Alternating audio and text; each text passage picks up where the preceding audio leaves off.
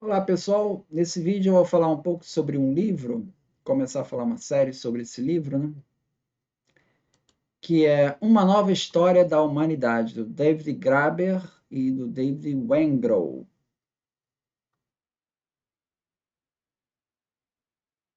É um livro que vai falar sobre arqueologia e que ele conta uma história sobre o homem primitivo, né?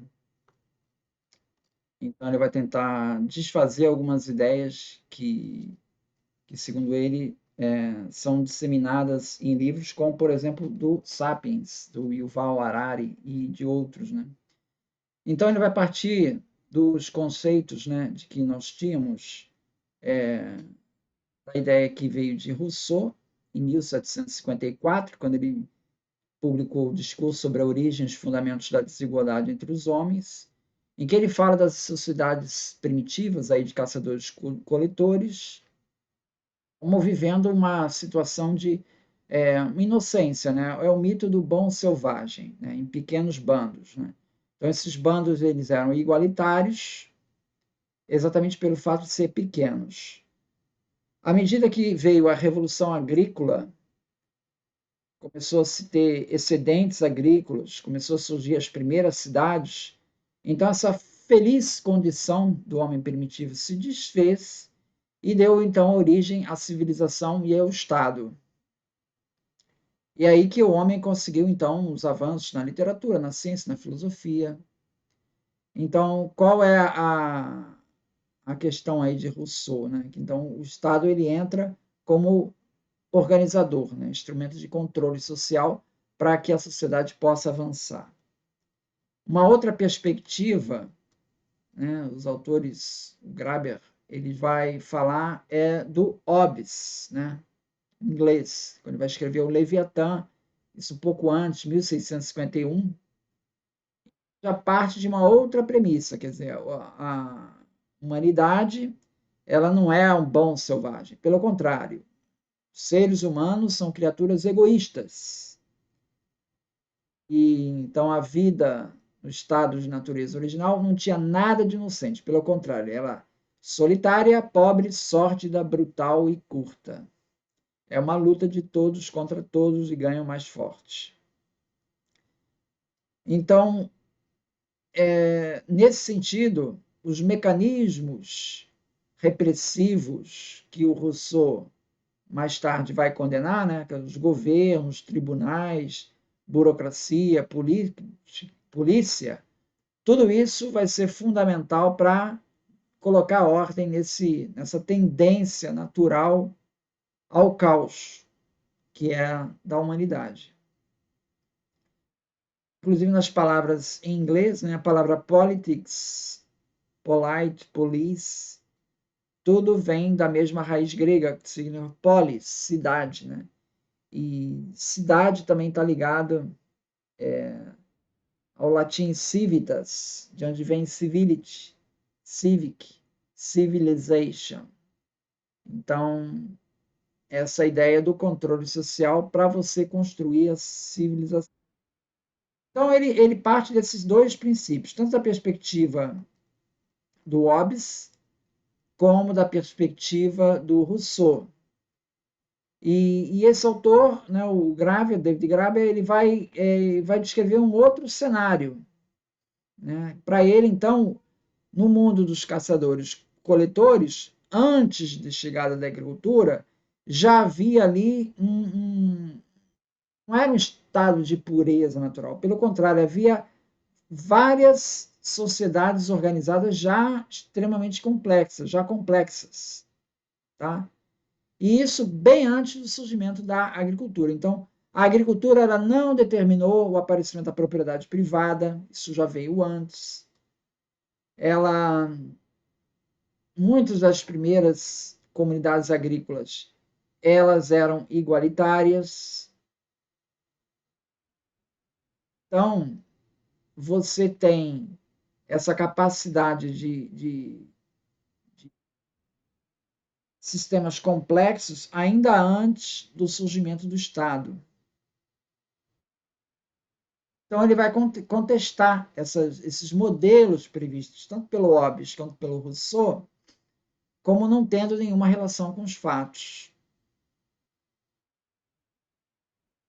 Tá? Então, ele vai fazer uma crítica.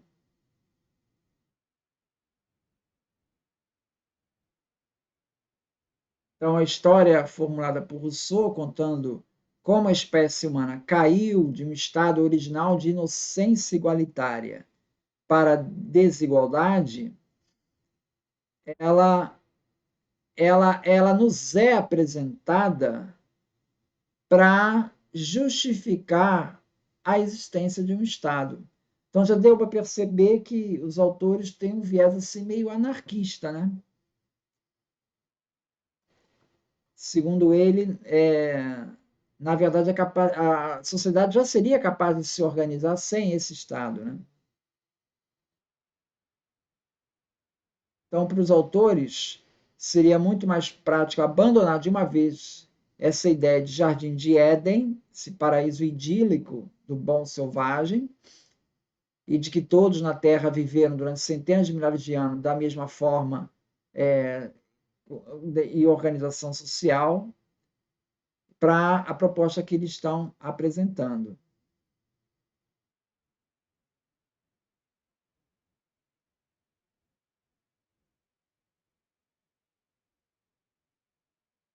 E aí ele vai tratar dos autores que fazem essa macro-história, né? Contam a história da humanidade, que é o que ele está se propondo. Outros autores, ele vai falar do Francis Fukuyama, ele vai falar do Jared Diamond. Francis Fukuyama, no livro As Origens da Ordem Política, dos Tempos Pré-Humanos até a Revolução Francesa, 2011. E o Jared Diamond, O Mundo até Ontem, O que Podemos Aprender com as Sociedades Tradicionais, 2012.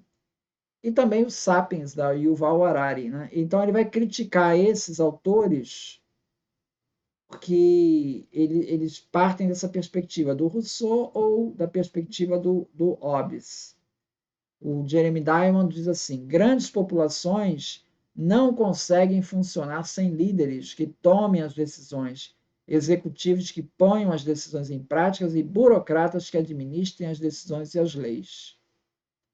Tá? Então é contra isso que esse autor aqui, o David Graeber, vai se, se colocar contra. Né? Ou seja, ele vai dizer que é possível, sim, a sociedade se organizar, montar estruturas relativamente complexas sem a necessidade desses líderes burocratas e de Estado.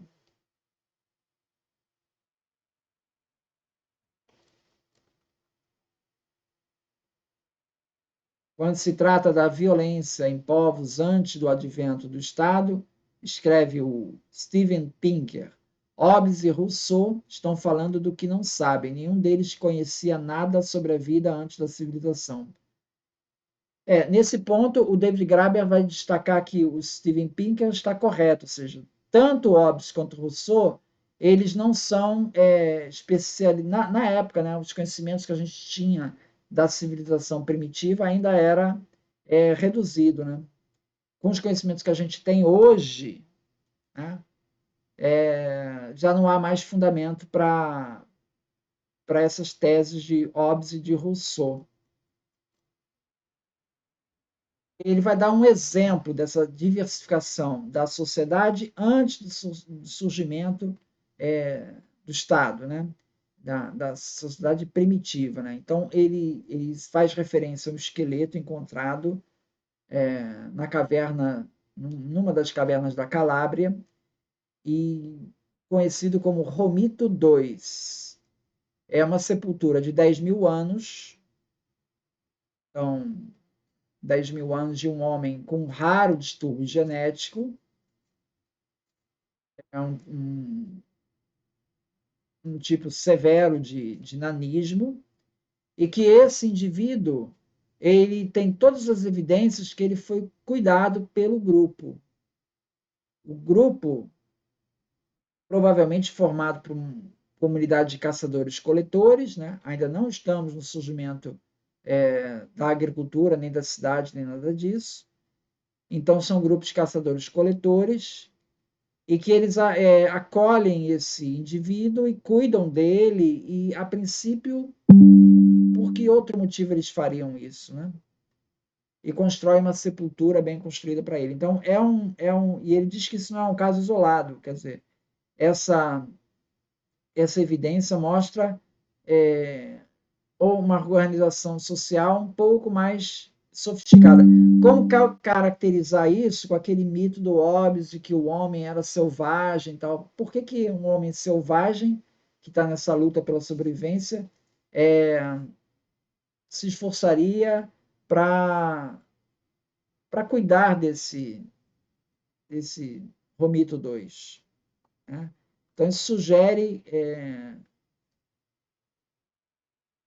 organizações mais complexas. Tá?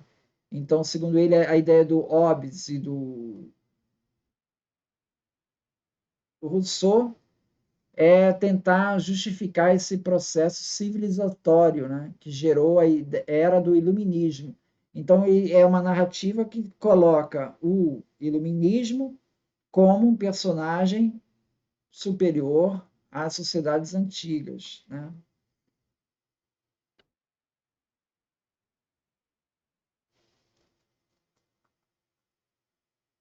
Há outros exemplos de sociedades sofisticadas também. Né?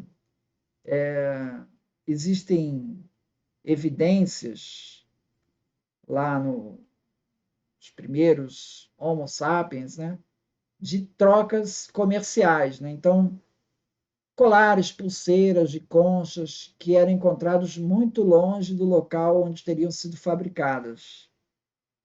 Sugere que havia algum tipo de comércio entre esses grupos. Né?